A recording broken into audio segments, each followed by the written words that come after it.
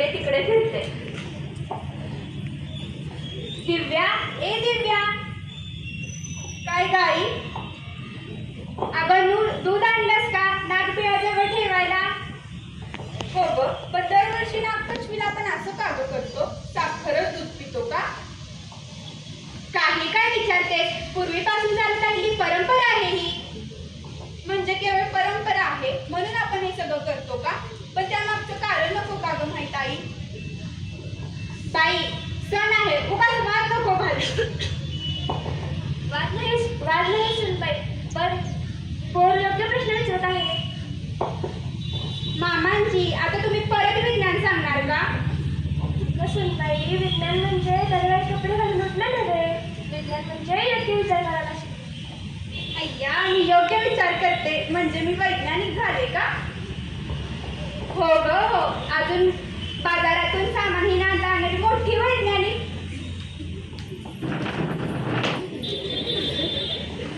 कुठे कुठे आहे ही मानव अधिकार संघटना? आम्ही उंदरांनी जगायचं तरी कसं? तू कोण?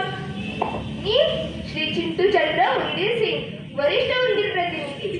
तुझं काय काम आहे आता इथं? आमच्यावर खूप अन्याय चालू आहे. शेतकरी आमच्यावर रागवतो, साप आम्हाला खातो. सांगा सांगा, आम्ही उंदरांनी जगायचं तरी कसं? अरे पण तू शेताचं नुकसान करतोस ना. नुकसान? अहो छे छे, अहो संशोधन म्हणा संशोधन. आम्ही धान्याच्या चवीची टेस्टिंग करतो. कधी 3-4 किलोची चव घेतो तर आणि म्हणून साप तुला खातो. तेच तर, आज मी उंदीर संरक्षण योजना रजिस्टर केली आहे. कोणी साप दिसला की आम्ही उंदीर पंचमी साजरी करणार कल्याण करून. दिव्या झोपते व तिच्या स्वप्नात साप राजावर नाग येतात. बालिके, दिव्या, कोण? हे स्वप्न आहे की खरंच? घाबरू नकोस, मी साप राजा भुजंगनाथ. साप आणि बोलतो तो पण एवढा शांत? अरे आम्ही साप नेहमीच शांत असतो, फक्त तुम्ही माणसंच आम्हाला विचारत नाही. दिसलो की लगेच देदनाद. पण तुम्ही चावता ना.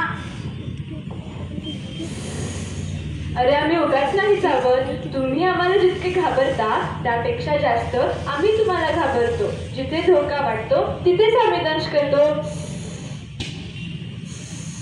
तुम्हा माणसांचं वागणं पाहून मला तर असं वाटतं की सगळ्या माणसांना एकदाच फुस करून टाकावं. अरे आम्ही रक्षक आहोत, राक्षस नाही. म्हणजे तुम्हाला खरंच दूध आवडत नाही? अरे आम्ही साप, आम्ही मांसाहारी प्राणी. दूध प्यायलं की आमची सगळी पचन संस्थाच बिघडते.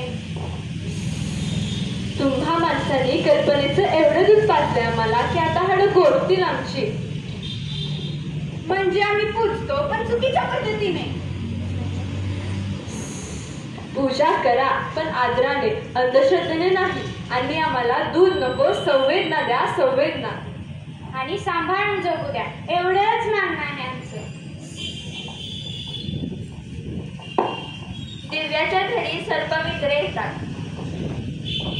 नमस्कार मंडळी, मी आहे श्रावणी सर्पमित्र. मी आज तुमच्याशी सापांविषयी काही बोलणार आहे. साप म्हणजे नागीची वेळ नव्हे, तो आहे निसर्ग योद्धा. सर, खरंच साप सगळ्यांना नाही चावत? हो, अगदी खरं. साप पहिला हल्ला कधीच नाही करत, तो फुटकार देतो. म्हणजे तो सांगतोय मी इथे आहे, बाजूला हो. अरे बाबा, पण घरात साप आला तर काय करायचं? तुम्ही नाही मारायचं, आम्हाला फोन करा, आम्ही त्याला परत जंगलात सोडतो. साप मारणं कायद्याला गुन्हा आहे आणि माणुसकी नाही. पण आम्ही लहानपणापासून ऐकत आलोय की नागाला दूध पाजलं की पुण्य मिळतं.